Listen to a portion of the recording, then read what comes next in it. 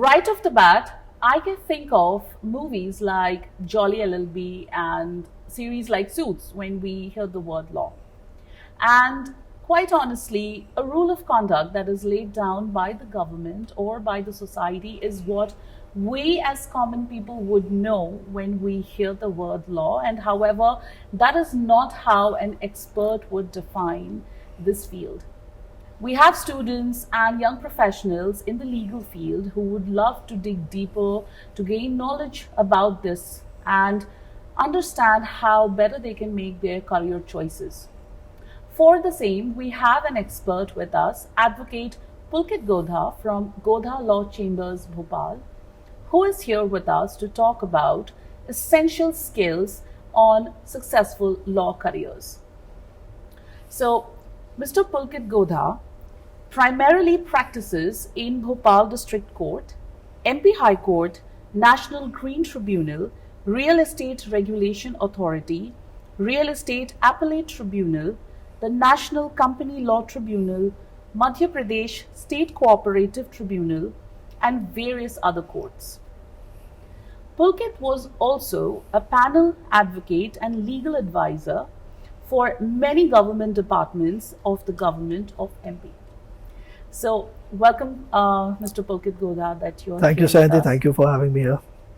So, immediately, I have a question that comes to my mind when we talk about this field is what is your observation about the difference that you see among law graduates now and law graduates few years back? Sayanti, that's a very interesting question. Generally, you don't look at things like that, but once you introspect, what I find is that in the last 8 to 10 years, there's been a huge change in the perspective from which the law students saw their careers. When I was in college, around 2013-14, so a lot of law students were fixed on their path. Even from, I would say, third year or fourth year, they would know that they want to get into litigation, or they want to go into the judiciary, or even corporate law for that matter. Today is not the same scenario, I would say, because I have interns coming to me or young law graduates coming to me or joining my firm, and they're kind of misguided, I would say, because they can be a little too impatient when it comes to things. Now, in this day and age of social media and Instagram reels and everything, Yes. so they would imagine a life for themselves, but that is not the scenario. You have to put in the hard work. Correct. And I personally feel that a lot of law schools are doing injustice to the students by not actually exposing them to the reality. So what happens is that these law students, young graduates, 25-year-old guys, they're a little far removed from the reality, and when they get into the practice or whatever field they choose, that hits you hard. That is something that I would suggest that law students should start interning or should start actually looking at things from a career perspective from the first year itself. Because from the first year to fifth year, you have a very long time here. Yes. So you can actually, explore, you can go around here, do internships in different fields of law. And then you can pick and choose what kind of field you want to be in. Yes, I mean, when I look at the students that we are, educating and mentoring and listening to a lot of them, we do hear a couple of complaints that come from their end, is that from the compensation point of view, they feel that as fresh graduates, they are not well compensated, and they do feel a lacking over there. And I would also like to know, what would be the mindset that students should carry, and also if you can just shed some light on why there is a gap in the compensation in comparison to the corporate world that we usually see. Well, that's a good question, and it's a very important question actually, because if you look at it from a broader perspective, the legal field is divided into two parts. One is litigation and one is corporate. Now corporate, you can get huge amounts of packages and very handsome 5-figure, 6-figure salaries to start with as a fresher, and that's good. But you cannot really compare that with litigation. Litigation is something which does not pay you, well, at least I would say for good 3, 4, even 5 years, because it's a two-pronged issue. One thing is that it is a traditional profession. So it is a benchmark that has been set by seniors, and that was set by their seniors, and that was set by their seniors, as far as you can trace legal practice in court. So that is a tradition that has been set. Okay. Now, if a young guy, let's say I, fresh out of the college, go to a senior, and I ask that, okay, so how much are you going to pay me? And the senior is going to say that, what about the time and effort I am going to invest in teaching you? Now you look at it from that point of view. Okay. Because the student needs the senior advocate. The senior advocate does not need the student. Correct. As opposed to a corporate law or a corporate company entity is the other way around. It's more like an economical question that, where does the demand lie? Yes. I mean, this is a very, very important aspect for the students and young professionals in the legal field to know while they are going ahead. And I think a lot of I am not of a background of a law. However, what I understand from my experience in training students and preparing them for the professional world, as we say in our language, we do understand that when a fresh graduate in law is stemming out into litigation, it takes a whole lot of time for them to first understand how or what is litigation, what is law beyond books. I have been practicing since 8 years, roughly 8 years now. And even now, probably I can't say that I know the law. Correct. Because this is a ever evolving topic, and you yourself are ever, that is why it is called practice. Because it keeps really on true. going every now and then. Every day you need to put in the hard work. You need to work on that. And that is, I have seen some people, I will not say everyone, but I have seen some people that came out of college, went with a senior for 6 months or 1 year or so, and then went independent. Independent means started their own practice. Okay. And that right there, according to my opinion, is a career suicide. Because now, even after so many years that I've put in, now I can say that, okay, you give me a file or you give me a client, probably I'll be able to understand the problem, or probably I'll be able to understand the file.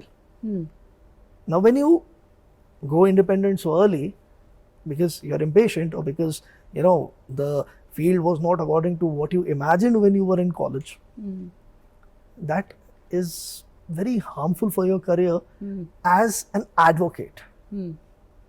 Getting my point? Yes.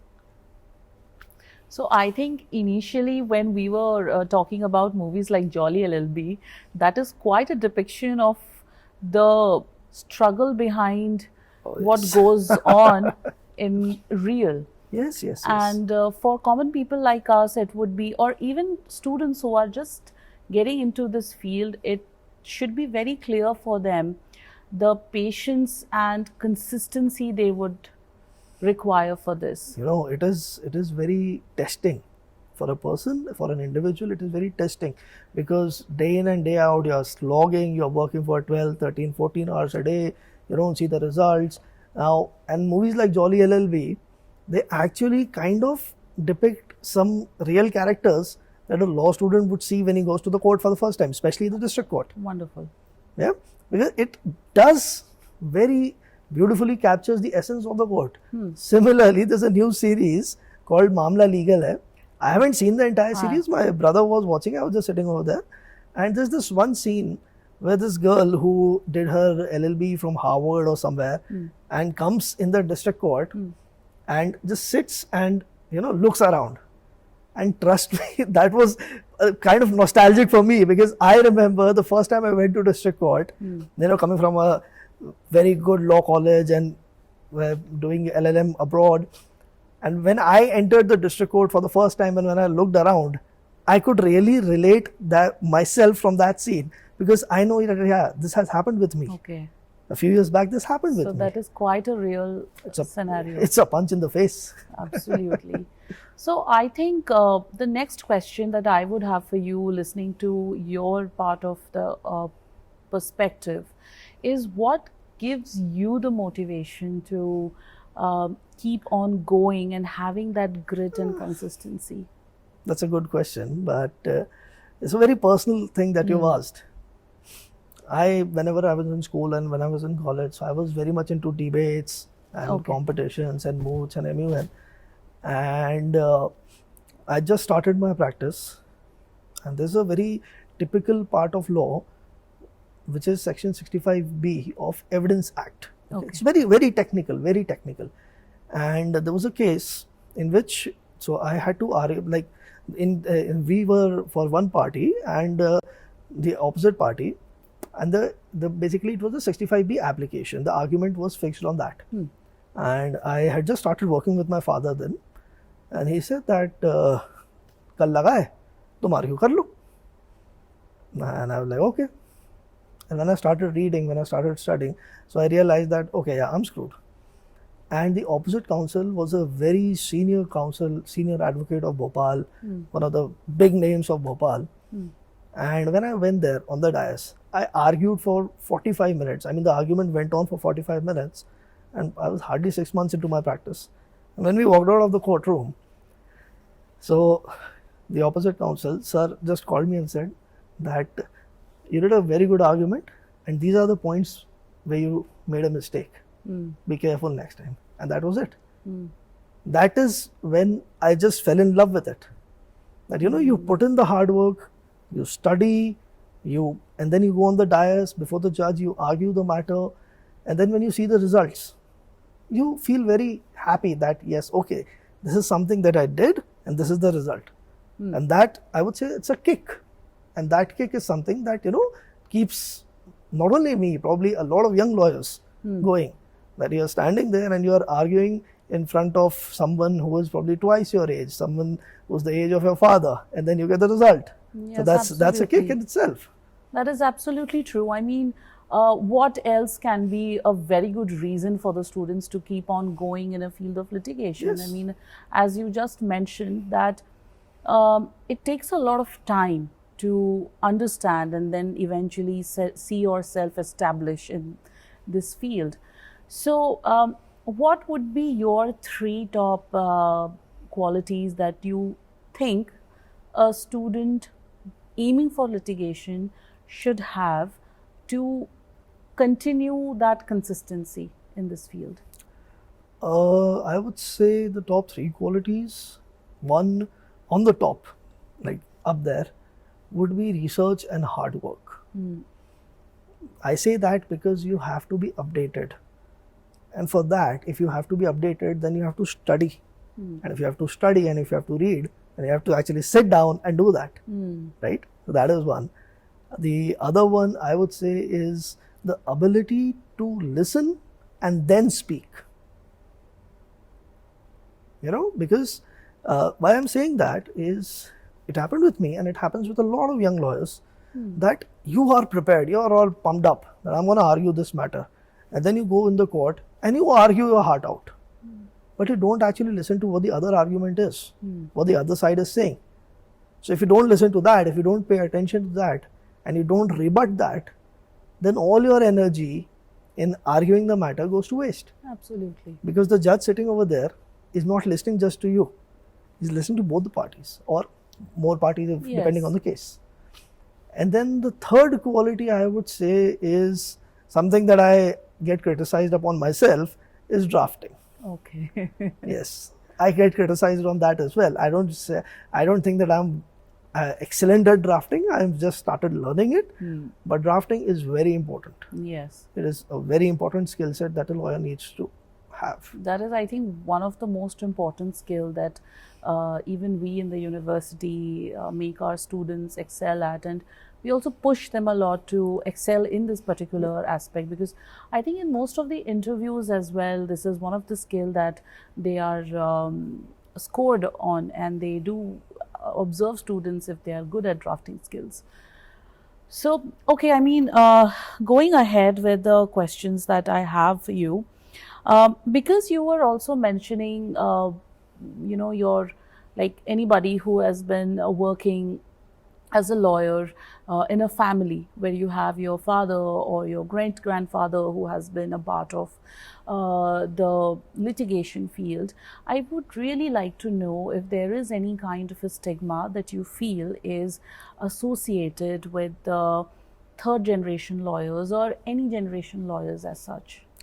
There is a stigma when it comes to that, but being a generational lawyer comes with its own challenges. Look at it this way. A doctor's son becomes a doctor. Okay. Now a patient has been going to the father for a very long time, and then later on the father says that, okay, now you go and see my son. And then the son screws up the patient. Does not treat him properly. The patient is not going to come back. Yes. Right? The same thing is with law. That if a client comes to you, okay, the client comes to my father, he sends the client to me, and if the client is not satisfied with me, he's not going to come back. So, up till one point, okay, it helps a little. I'm not going to lie. It helps a little because, if your parents or if your family members are lawyers, then it helps a little to get those initial clients. But in order to retain the clients and then, maintain that level or even expand on that level, so you have to put in your own work. And you have to be that good because the milestone has been set. Correct. You have to meet that milestone. So for a first generation lawyer who starts from here, yes, for a third generation lawyer already has to start from here. Yes, I think it's okay to accept the practicality of the situation rather than just, shifting it under the carpet that no, it is equal. However, I do feel that when it comes to doing the work, then it is quite on the same length rather, because as you said that you have a client coming to you, and if you are not able to match up to the client's expectations, then they will go. So I don't think they will at that point of time judge if somebody is a first generational lawyer or doesn't really matter to the client. Doesn't really matter to the client.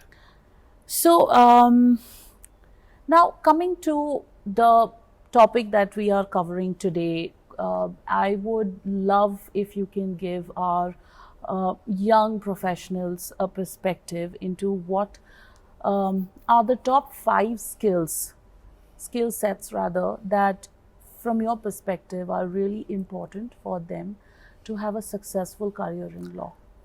See, I already covered 3 of them. You have to be good at drafting, you have to be good at research, you have to have the ability to speak after listening. Yes. Right? Other than these 3, I would say networking is a very, very important skill set. Yes. Because you're good, but how are you going to get work? Lawyers are not allowed to advertise. Yes. Right? So how are you going to get work? The biggest thing that the biggest marketing for advocates is referrals. Ab referral aapko tabhi milega when your work is good. Yes. And then somebody goes out, you have a client, the client is happy with your work, so then he'll go out, if somebody asks him that, okay, who's a lawyer, so they'll send it to you, okay, yeah, this guy is good. So this is how. And networking is very important. Absolutely. Clubbed with all these things. And for the 5th skill set, I would say patience. Patience is extremely important. I see people, young guys, young kids coming out of college, running after the money. That is a little harmful for their careers because that directly impacts your reputation. Mm. And what's the difference between a regular lawyer and a good lawyer? A good lawyer has a good reputation, right? Correct. Now, if you do underhand dealings, if you are trying to make a quick buck, that goes out. Mm. Just like referrals. So that also goes out, and that is something that creates your reputation. Yes. So you have to be patient for that.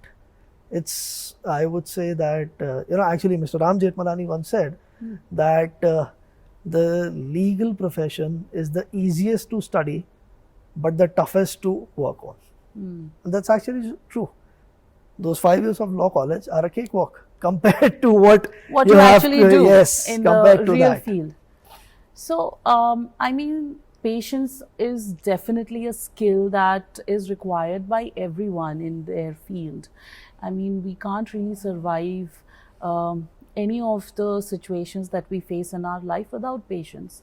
But I would like to know for our students or young professionals, when there are times where they feel demotivated or they feel that they are experiencing failures in their own situations, what mindset or how do you think they should carry themselves again to have that patience and move forward?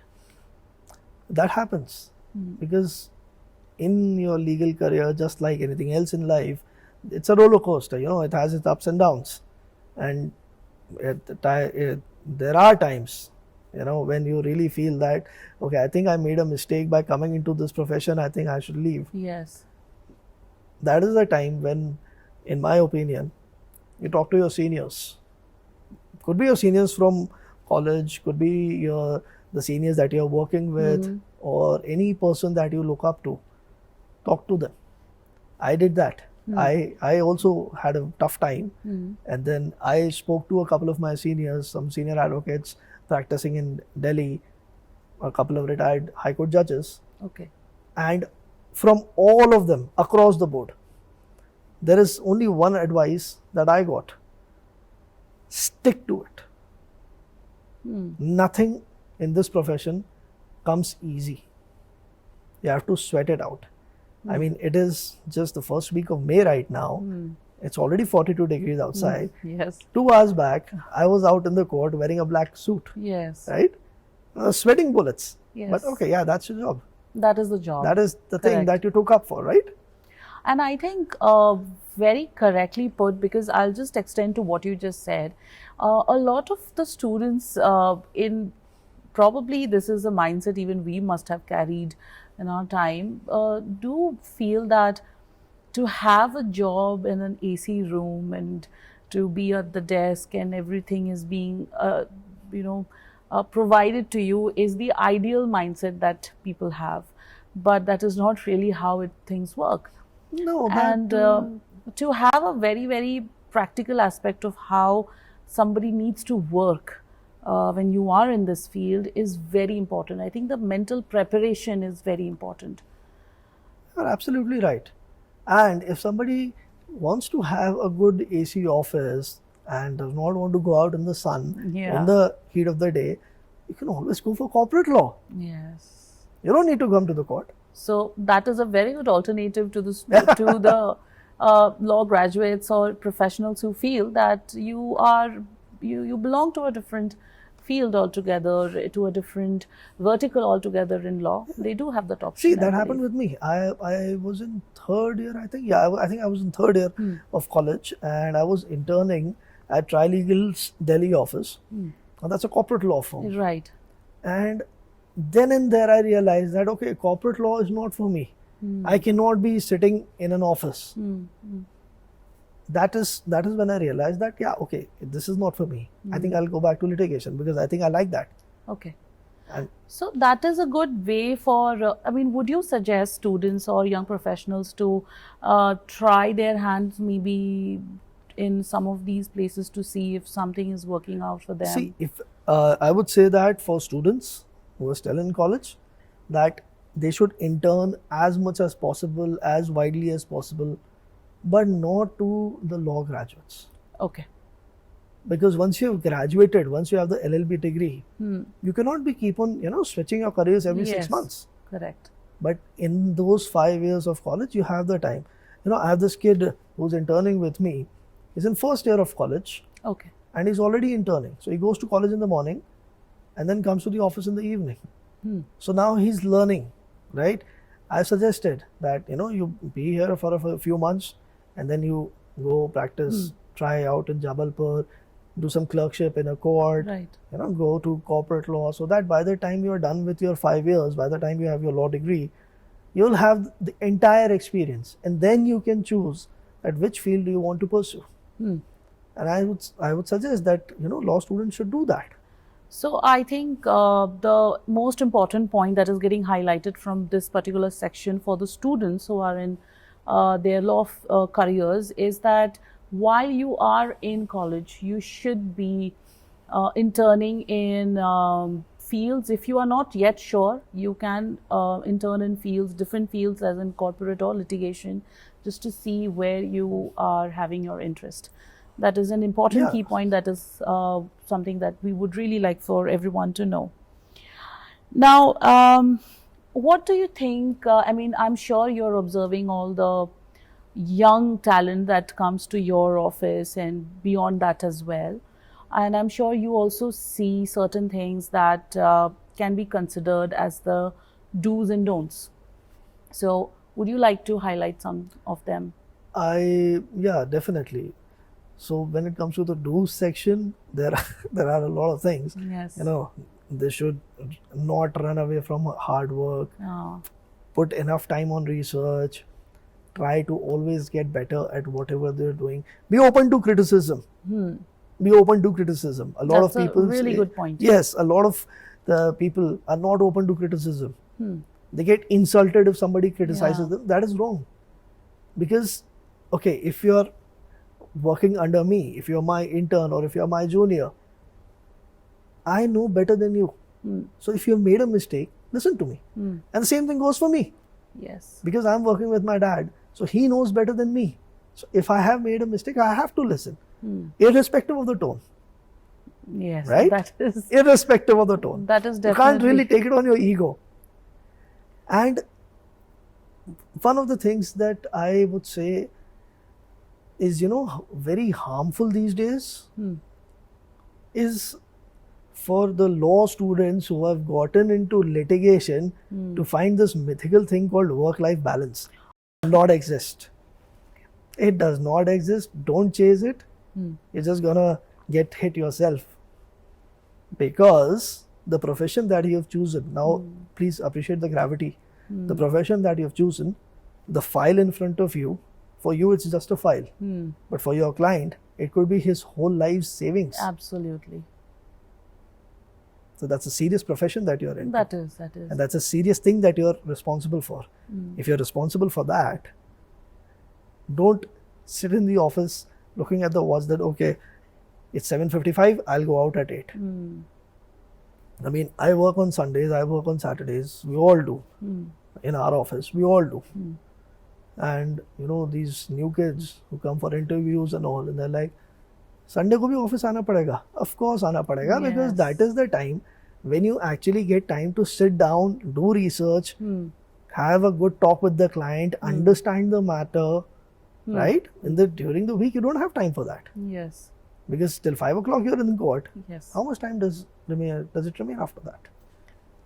So I think one of the point that has really come up over here is where we experience this, that students do feel that they need to have a work-life balance at very early in their careers, because I remember we have been exposed to the idea of work-life balance at quite a later age, and let alone to even practice it, because it takes a lot of experience and a lot of understanding to come up to that level. But when we are talking about a field like litigation, that particularly highlights a different aspect. I think you were giving an example of the medical field some time back, and I think it goes very similar to litigation as well, that when you have a client whose life, whose entire savings is with you on your table, we need to be very much vigilant and aware and mindful Have to be responsible. and responsible of what we are giving to that person. So yes, I think this is really important for any student, I think, for them to know if they are getting into this field, to have this. Do you have any other don'ts that you would like to highlight? Yes, a very, very important, actually two very important ones. There are these two subjects in law school, which at the time of law school you don't really understand the importance of, and वो सिर्फ number बढ़ाने के लिए आता है. Professional ethics and jurisprudence, and you don't really pay attention to them. But this is something I personally feel. I may be wrong, but professional ethics and jurisprudence, understanding of these two subjects is what sets apart a good lawyer from a great lawyer. I'll give you an example. Professional ethics. Now this legal field, and we have already highlighted on the responsibilities that you take on. Now, if you're not ethical with your work, the word will get out and it will come back to you. Okay? I'll give you a small example. There is a court called the National Green Tribunal, right? You must have heard about it. Yes. It deals with environmental matters. Right. Started with the Rio Declaration, amazing intention behind the court and Yes. everything. But unfortunately, across the country, in the last few years, I would say 4 or 5 years, it has become a tool for blackmailers. Okay. So something that was supposed to protect the environment has now become a tool for the blackmailers because somebody was not ethical. Correct. Some people were not ethical. They were willing to do some underhand dealings and shady business. Yes. Right? Now, eventually, the result was that the entire system as that has become something that not a lot of lawyers even want to practice in. But that's a field that a lot of people, seasoned lawyers, senior lawyers, don't want to get into because naam kharab hoga. The second thing is jurisprudence. Now, what is jurisprudence? Jurisprudence is basically a study of the derivation of law. No law can be created overnight because law flows from customs historically. Now, when you see a judgment, especially the Supreme Court judgments or the High Court judgments, so they teach you, they specifically speak the reasonings behind why the said judgment is being passed. Okay. Now, that reasoning is jurisprudence. Now, imagine you are an expert at jurisprudence, and in your argument, you give that reasoning to the judge that this is the reason why you should pass the so and so judgment in my favor. You're already doing half the job for the judge. So your ability to convince the judge is better Right. if you think that Understand way. the reasoning. Yes. So Got the your reasoning point. is jurisprudence. Got it. These are two subjects that they're not very, Highlighted. highlighted in the college, but are very important. Very important. Yes. So I think you are speaking purely from the practical aspect Yes. of practice. This is what I am understanding out of this conversation. Okay, so as we are going ahead into this discussion, I would really like to know, what do you think is the biggest challenge that law students and also law graduates are facing currently? Too many options. Okay. Too many options. 30 years back, 40 years back, there were not many options in the legal field. Actually, around that time, 30, 40 years back, even up till the late 90s, there was a concept that जिसने कुछ नहीं किया वो law कर लेता है. Okay. That is not the case today. Now today there are so many options in the legal field that the kids are bound to get confused. Okay. That should I go for litigation? Should I go for judiciary? Right. Should I go for corporate? Corporate, yes. And then there are a million things inside corporate. What field? Arbitration Yes. or mergers and acquisitions. Lot of fields. I will not Yes. get into that. There's that. Then there is regulatory work. So it's too many options. And the only way I think it can be countered is if you circle back to the first thing that I said, that you intern Yes. a lot. I was going to come to this point because I think in this entire conversation that we are having with you, the most important question, doubt, or understanding that is required by law students and maybe fresh law graduates is that there are so many options what to choose. And I think what I keep on telling to the students is you should know your why. So I think this can be a very subjective approach as well, considering few students can feel that their why is stemming up from a different perspective, and some can feel that it is giving them a different kind of motivation. So I think in all of this conversation, as we are towards the last leg of our entire conversation today, what we have understood is that internship and interning in various law firms and in different fields in the legal world, it's very important for the students to get into it and experience it within yourself. I think to make a much calculated and informed judgment and choice in a career is more important Yes. than just following the herd, that we say, that the herd culture. We should not be doing that. So I think this is one of the most important takeaways that we can have from this entire conversation. And we thank you, Mr. Pulkit Godha, my for pleasure. being here with us and giving us some real practical knowledge and understanding of what goes beyond the books and how the students should be gearing up themselves and preparing them for the professional world out there.